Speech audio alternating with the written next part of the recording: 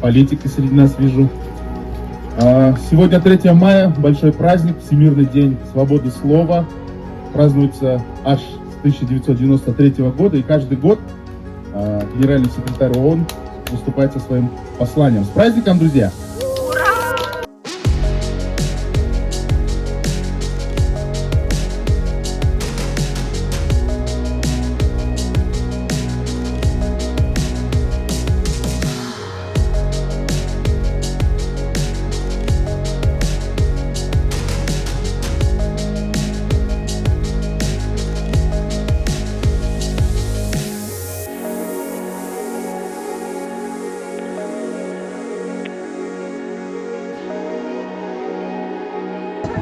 На здоровье, ребята, все!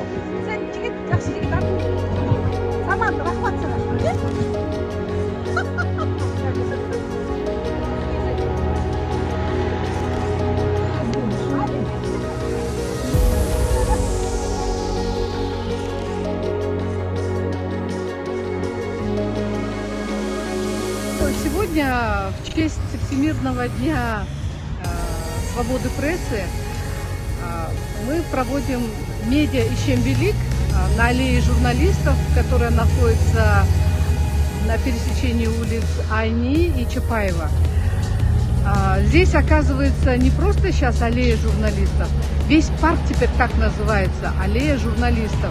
Ситуация со свободой слова в Кыргызстане, она ухудшается. Вот эти кейсы с Болотом Темировым, с Кактус Медиа, с Next TV, они, конечно, очень отрицательно сказались и на вот этих международных рейтингах, в которых мы заметно уступили свои места и скатились значительно вниз. И мы вот этим своим мероприятием сегодняшним мы хотели сказать своим коллегам: мы с вами, мы всегда будем стоять на стороне свободы, поскольку свобода слова, то разнообразие мнений, плюрализм мнений, который существует в обществе, они способствуют развитию страны.